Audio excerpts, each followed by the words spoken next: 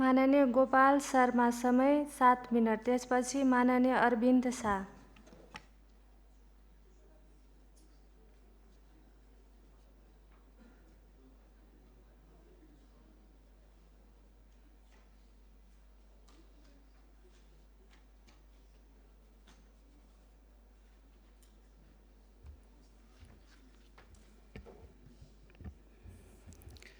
सम्माननीय सभामुख महोदय, सरकारका प्रतिनिधिहरूतिर फर्केर हेरेर टिप्पणी गरौँ कि बजेटका विषयवस्तुतिर हेरेर टिप्पणी गरौँ, अलिकति अप्ठ्यारो पर्यो।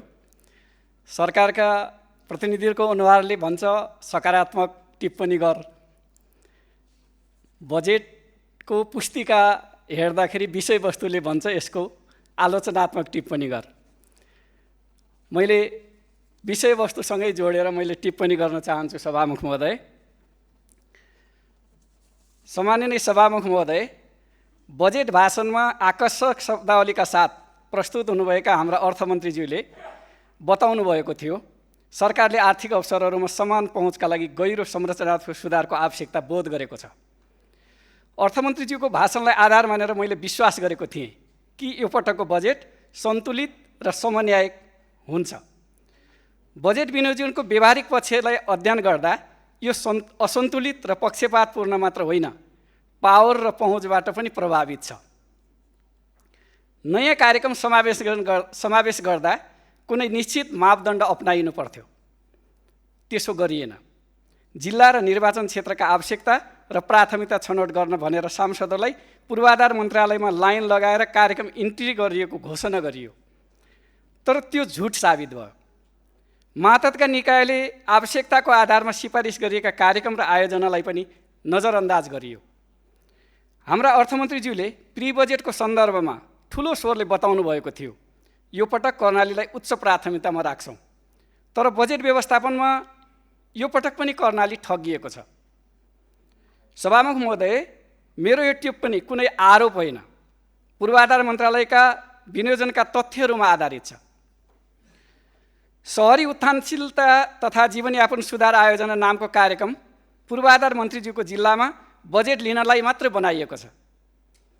जम्मा 5वटा पालिकामा विभिन्न शहरी पूर्वाधार निर्माणको नाममा 236 करोड बजेट छुट्याइएको छ, जबकि सिङ्गो कर्णाली प्रदेशलाई समेट्ने कर्णाली समृद्धिको कार्यक्रममा जम्मा 45 करोड छ।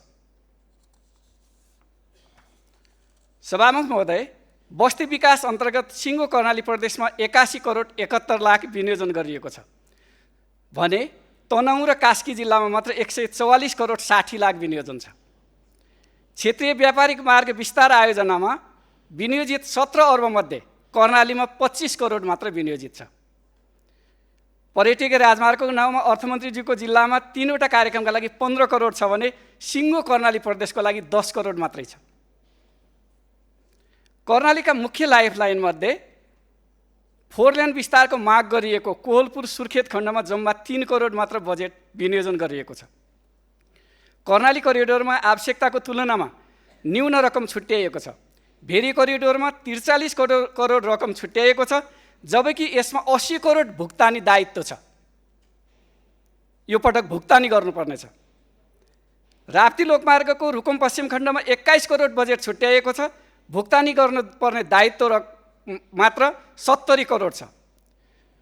पूर्व पश्चिम राजमार्ग विस्तार आयोजनाले चन्द्रवटादेखि पश्चिम चिन्न सकेको छैन।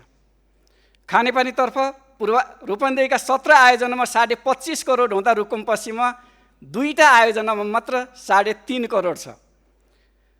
ऊर्जा जलस्रोत तथा सिँचाइ मन्त्रालयसँग सम्बन्धित विनियोजनमा पनि सन्तोषजनक छैन। 18,000 मेगावाटभन्दा बढी विद्युत उत्पादनको क्षमता भएको कर्णालीमा बजेट विनियोजनको अहिलेको अवस्था हेर्दा कर्णालीवासीले भरपर्दो विद्युत उपयोग गर्न अझै केही वर्ष पर्खिनुपर्ने देखियो। रुकुम पश्चिमको बाँफीकोट र जाजरकोटको दानी पिपलमा सब स्टेसन निर्माण गर्ने र ट्रान्समिसन लाइन जोड्ने गरी बजेट र कार्यक्रम मूर्त गरिएको छैन।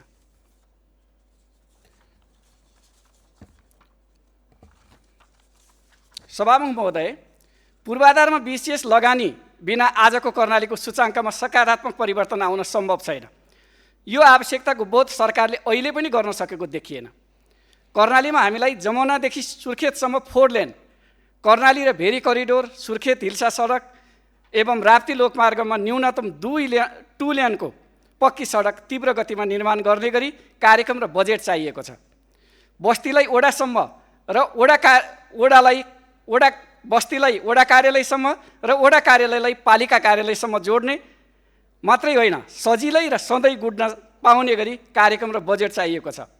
पर्याप्त सुविधासहितको गुणस्तरीय स्कुल र अस्पताल आवश्यक छ। गरिबी हटाउने गरी कृषि, जलविद्युत, जडीबुटी, पर्यटनमा लगानी आवश्यक छ। पछि पारिएको क्षेत्र भएकोले कर्णालीलाई विशेष रूपले सम्बोधन गर्ने गरी ठोस योजना निर्माण र कार्यान्वयनमा सरकार सक्रिय हुँदा मात्र कर्णाली विकासको मूल प्रवाहमा आउन सम्भव छ। सभामुख महोदय, बजेट वक्तव्यमा निकै चर्चा गरिएको सिउँचाटारमा सार्वभौम एआई कम्प्युट केन्द्र स्थापना गर्ने बजेट विनियोजनको कुन शीर्षकमा छ पत्ता लगाउन सकिएन। यद्यपि यो गुगल, च्याटजिपिटी जस्ता एआई भन्दा सस्तो र विश्वसनीय बनाएर सञ्चालन गर्न सामान्य चुनौती छैन। यो जङ्गलमा खोलेको किराना पसलको सटर जस्तो नहोस्, म सरकारलाई सुझाव दिन चाहन्छु। सभामुख महोदय, सरकार र सरकार सम्बद्ध पक्षलाई म भन्न चाहन्छु, हामी नयाँ भनेर नयाँ भइँदैन, न त्रिभुजलाई चतुर्भुज लेखेर नयाँ भइन्छ। दृष्टिकोण र व्यवहारमा वास्तवमै नयाँ हौँ, जनताले खोजेको त्यही हो। धन्यवाद।